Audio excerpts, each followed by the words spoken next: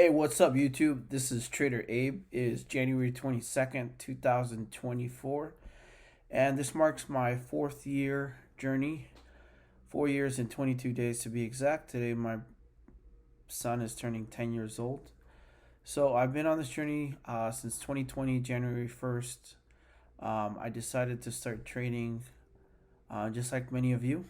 Social media, I saw a trader posting some of their profits.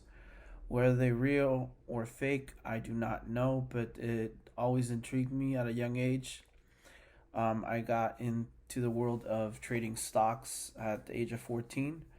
I remember my father purchased The Early Morning Secret by Gary Halbert. It was a trading strategy based on fundamentals, news, and I remember it was in audio cassettes and books, and so that was back in 2001. So I'm aging myself, but I was in high school. I spent the whole summer just paper trading, demo trading with a notepad, a journal, and then eventually I got to trade my grandparents' retirement. They had sold their home here in San Diego, and I was able to work with $10,000 of capital.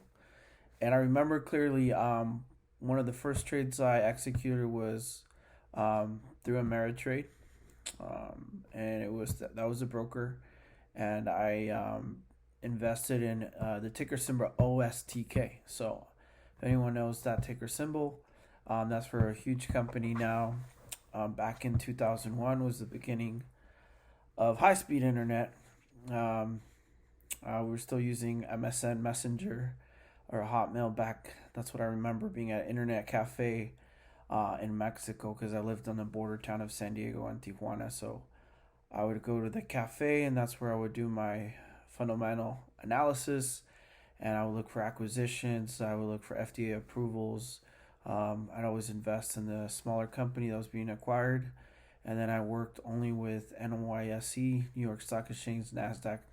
I wouldn't do any over-the-counter trades or pink slip kind of trades. So anyhow, long story short, I invested in OSTK Overstock. I purchased that trade around $1.18. In a matter of 3 days, the stock tripled. So I cashed out $40,000. And that was my first positive experience at the age of 14. Now my grandparents, I owe the world to. They helped me get here. They immigrated to San Diego from Mexico, and they worked. They worked every type of job you could think of to give me a better life. So I am in debt to them. Rest in peace. Both my grandmother and grandfather have passed in the last couple of years, and so here I am, giving it my all as an entrepreneur. I've been an entrepreneur at a very young age. I've always hustled. I've always had more than just a job. I've always been aspiring to be more, be extraordinary, not average. I know what it takes.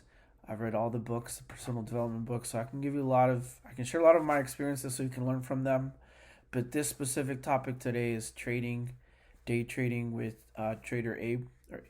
And one of the things I'll tell you from that experience was that it showed me how powerful day trading could be. At a young age, I knew there was potential, and I always said, okay, when I'm an adult, when I turn 18, I'm going to save up the capital, and I'm going to just start trading, and that's going to be how I become a multimillionaire, because that's always been the goal. Little did I know, with life, things happen. My parents went through a divorce while I was 16 and a half. September 11th, happened that rocked my world, in the sense that I was crossing the border every day, because I was living in Mexico, studying in the U.S. for a couple of years, and going through the divorce of my parents. That just took a toll on me, but didn't let it stop me. I still had that dream and the aspiration to be a trader. So when I was admitted to San Diego State University at the age 18, I studied business finance, and 4 years of college, doing odd jobs, having 2 to 3 jobs at a time just to make ends meet, to pay my bills. Not having a car till the age of 21 was very rough. Public transportation, and asking for rides, and roommates, etc. things of life that you just have to go through and learning experiences. Getting involved in a network marketing company, building that business to hundreds and then thousands of customers and if almost thousands of representatives and then losing it all due to a technical discrepancy, I'll say that, and then starting all over again and getting married at a young age and then starting that same business again, network marketing business, and once again building it for 3 to 4 to 5 years and then going through a divorce and losing half of it. So I've been through my stories. I'll leave some of those for later on in the video, but I'll tell you this: day trading blew my mind away because I knew how much money you can make, but I always thought that you had to have a lot of capital to trade, which is true when it comes to stocks. So with stock trading, you have to have, there's what's called the PE rule. So the PE rule only allows you to trade three times per week. So you can't really day trade, you can't scalp trade. You're limited to how many trades you can do per week. And in order to be able to trade more, you have to have a minimum of $25,000 in capital. So in your account. So obviously the average person is not going to have that amount. The average American doesn't have $25,000 in savings, let alone $25,000 to invest. So I always put it on the back burner, but it was always in the back of my mind, trading.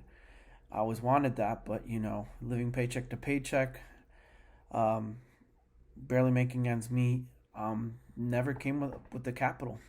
But back on January 1st, 2020, right before the pandemic happened, I saw the profits this trader shared located in Hawaii, and I was just blown away by how much he was making. And what puzzled me was that he was making money when the stock or the trade went down in price. So I always understood what shorting meant, but I didn't really understand it, right? In stock trading, it's more of buying than really shorting. You can short stocks, but it's a little trickier, and it depends on the broker you have. You're more limited when it comes to stocks. But then I was exposed to the world of Forex in two different occasions where someone was trying to recruit me into multi-level marketing. One of my friends from Mexico in La Paz, he sent me a invite. Me being the experienced, seasoned network marketer, I right away knew that he was trying to recruit me, and I politely declined because I was focused on my network marketing business that I've been building for over 10 years.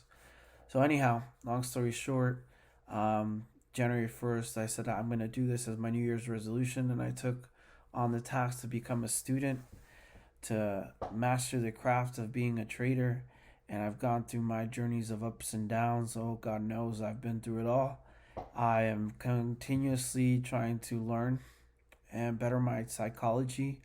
And, everyone tells you psychology is the most important thing. But also part of that psychology is your self-confidence, right?